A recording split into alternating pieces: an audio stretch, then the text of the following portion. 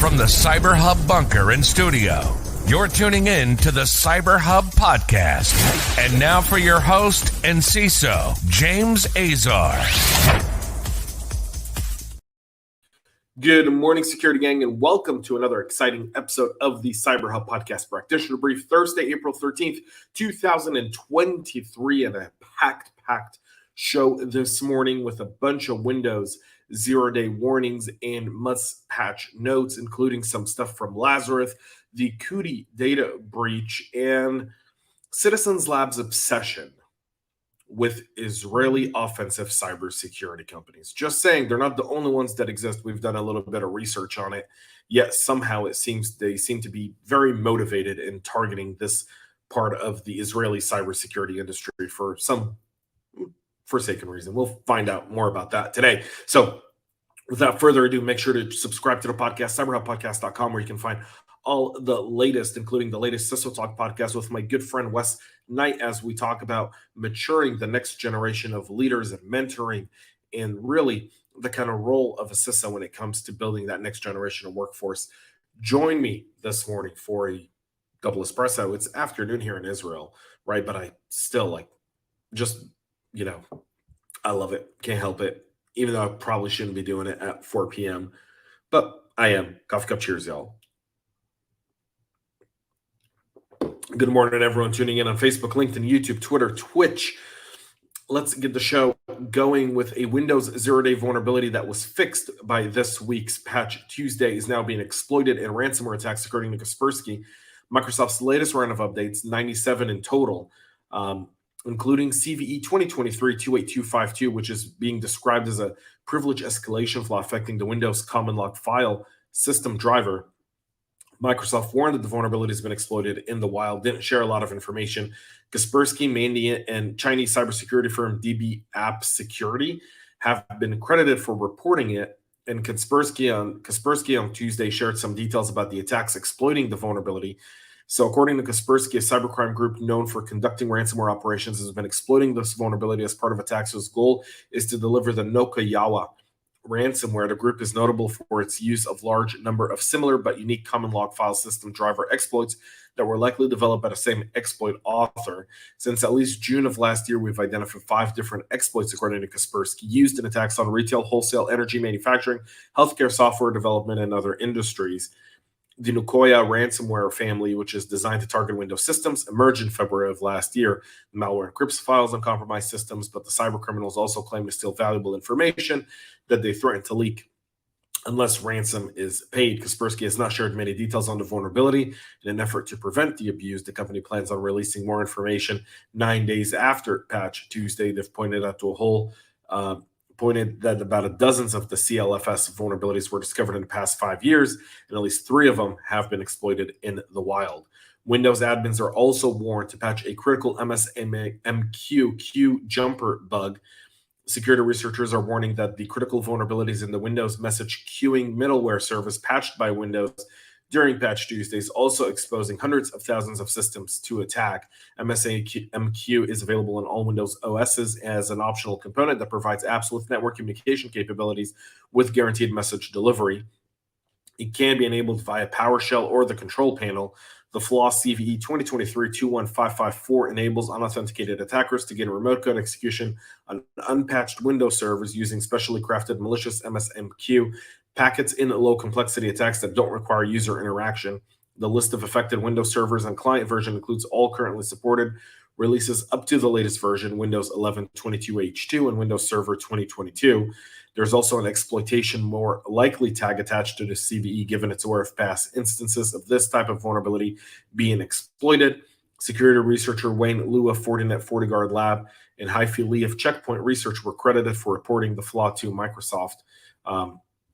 There's a whole bunch of additional details, but you definitely want to make sure you get this patched. There are active scans, I'm being told, as of this morning. You can check to see if there's a service running named message queuing, and TCP port 1801 is listening on the machine, according to Microsoft. A bunch of different ways to disable this and work around. All the information is in the show notes. Go and check it out there. The Lazarus Group's DeathNote cluster is pivoting to the defense sector. While usually focused on cryptocurrency, North Korea is now doing some of the bidding for China. An operation within North Korea's notorious Lazarus group that initially focused solely on coin mining attacks has begun targeting defense sector organizations around the world. Now, there's a geopolitical aspect to this. We'll talk about that here in just a moment. But DeathNote is engaged in 2 different campaigns against defense companies in 22 alone. One of them is still ongoing and involves a defense sector organization in Africa. The security vendor discovered the campaign last July, found DeathNote initially breached the company through a Trojanized open source PDF reader sent via Skype. Once executed, the PDF reader created a legitimate file and a malicious file in the same directory on the infected machine. It then used DLL side loading to install malware for stealing system information and downloaded a sophisticated second-stage remote access Trojan called CopperHedge from an attacker-controlled C2 server. CopperHedge is a malware that Lazarus Group clusters have used in other attacks, including against a South Korean IT company in 2022. Kaspersky, also at the head of this analysis of the attack, showed the malware using numerous legitimate Windows commands and tools such as Mimikatz for everything from initial reconnaissance on a compromised host system to acquiring login credentials to lateral movement, and exfil. To move laterally, the actor used a technique called service move, which leverages Windows perception simulation service to load arbitrary DLL files. When the group completed its mission and began exfiltrating data, they mostly utilized the WinRAR utility to compress the files, transmit them via C2 communication channels. The TTPs that it employed in the campaign against a defense contractor in Africa were similar to those observed in another 22 campaign that hit a defense company in Latin America. It's broadening its range of cyber targets, and it is. And China operates with now North Korea traditionally as kind of being go out, do something very, very disruptive. People will come to China knocking on the door saying, hey, control the road and the tyrant in North Korea. Then they go and they kind of say, all right, no, don't do it. And it's a cat and mouse game that China uses. Now they do this with Iran as well. But leveraging North Korea to go after other targets gives China a bit more flexibility and bargaining power. I'll send my dog after you unless you do X. And China's notorious for doing these kinds of stuff, especially in Africa and Latin America, where it's looking to gain a stronger foothold over all of the mineral mining that's going on there that's needed to really power all the semiconductors. And as they, they've been threatening war against Taiwan.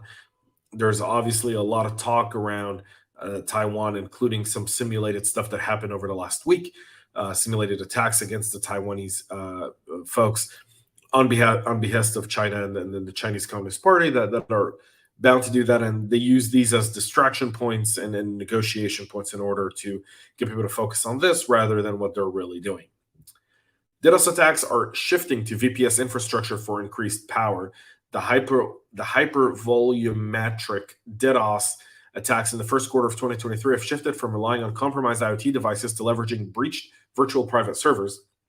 According to Cloudflare, the newest generation of botnets gradually abandoned the tactics of building large swarms of individually weak IoT devices and are now shifting towards enslaving vulnerable and misconfigured VPS servers using leaked API credentials or known exploits.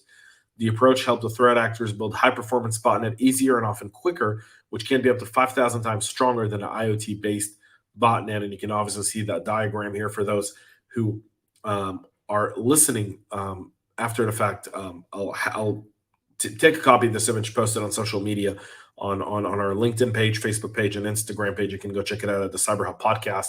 But it kind of shows you how IoT-based botnet attacks come together versus VPS, which is 5,000 times stronger than IoT. So if we thought that's bad, imagine what's going to happen here. Cloudflare says they've been working with key cloud computing providers and partners to crack down on these emerging VPS-based threats, and says it's succeeded in taking down a substantial portions of these novel botnets. The random DDoS attacks by quarters are increasing, with Q4 2022 and Q1 so far, both meeting the same. The most targeted country by DDoS attacks in Q1 was Israel, followed by the US, Canada, and Turkey. Internet services, marketing software, and gaming and gambling websites were the most targeted sector. The most significant attacks seen by Cloudflare this quarter peaked at about 71 million requests per second.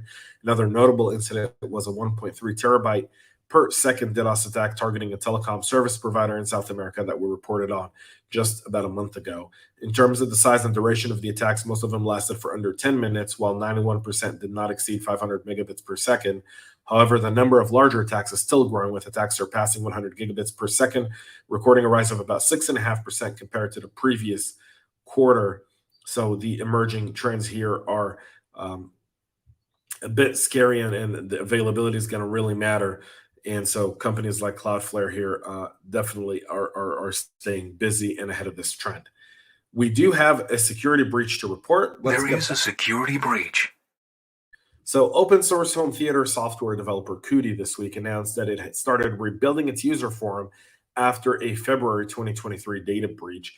The incident, which was disclosed last week after the threat actor started advertising on underground forums a dump of the user forum software, the hacker offered the data of 400,000 users, including the now defunct Breach Forums cybercrime website.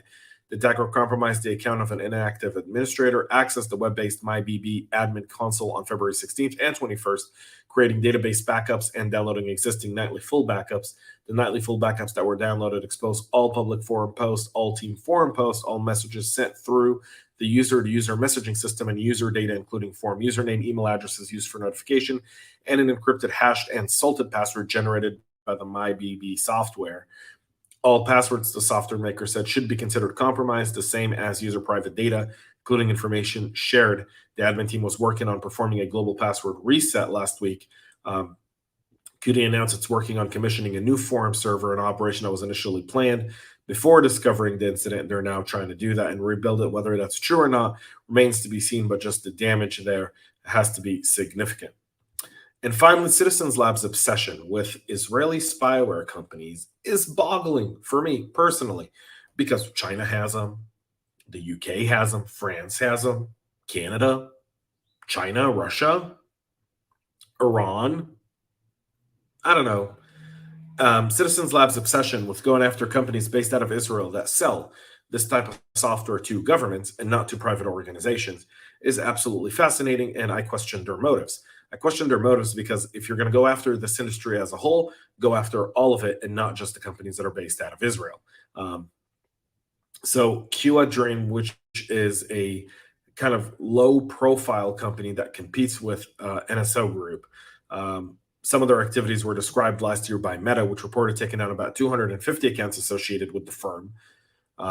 They're saying it was founded by former NSO employees, potentially. They developed an exploitation platform named RAIN, which has been offered to government organizations for law enforcement activities. Commercial spyware vendors typically advertise their solutions for such purposes, but investigations often reveal cases of abuse. Go talk to the government, not the company that sells the technology. You have a problem with the government, go to the government. So the reason this came to light is because they're essentially selling this through a Cyprus-based company called InReach. And now there's a legal dispute between InReach and QuaDream over its alleged refusal to transfer part of the revenue to the Israeli firm as it's been agreed upon. The lawsuit has provided some insight into the spyware vendor's business practices, and Citizen Lab has made public some information on several individuals that appear to be involved with both of those companies. Microsoft, that tracks QuaDream as Dev019 or 6, has published a blog post focusing on the analysis of the iOS malware named King's Pawn by the tech giant that's likely delivered as part of the RAIN platform. The version of the malware analyzed by Microsoft targeted iPhones running iOS 14, with evidence suggesting that some of the code may have been used for Android exploits as well. At the time of the attacks targeting iOS 14, this was the latest version of the OS. Apple was informed about these exploits in 2022, and the company reportedly notified targeted individuals at the time. Reuters reported that QuaDream leveraged the same iOS vulnerabilities that NSO Group used for its forced entry exploit. The malware has likely been delivered through a zero-click exploit named End of Days, which seemingly uses invisible iCloud calendar invitations sent by the attackers to the victim for delivery. Once it's been deployed on a device, King Pawn's iOS malware can record audio from calls or the device's microphone, take pictures using the camera, exfiltrate and remove keychain items, generate iCloud 2FA passwords, track locations, search files and databases on the device, and it does clean up its own tracks. The investigation led to the identification of 5 unnamed victims located in North America, Europe, and the Middle East.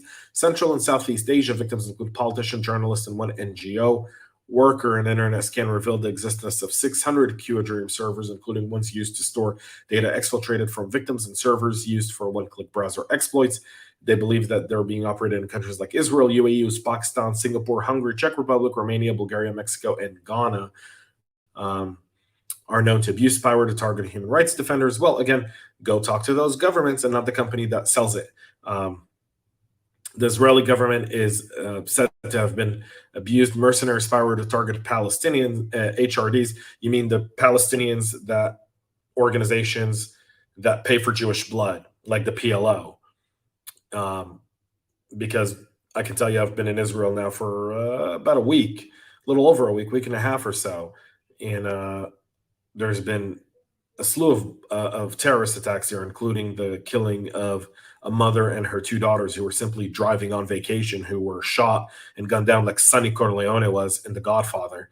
So if you agree with that, and that's your justification that the Israeli government's using that spyware to target Palestinian alleged human rights activists, we can talk about that. And we can have that conversation, but be real about it. I think Citizens Lab has proven its bias in just going after Israeli companies rather than the whole industry. And so I take everything they say and do as kind of like, we're worried about human rights. You're just worried about Israeli companies selling technology. That's just that. That's it for our show today. We'll be back on Monday with a whole lot more. Until then, have a great rest of your day. And most importantly, have a great weekend and stay cyber safe. We love feedback, so make sure to connect with us on social media and subscribe to our podcast on your favorite podcast listening platform.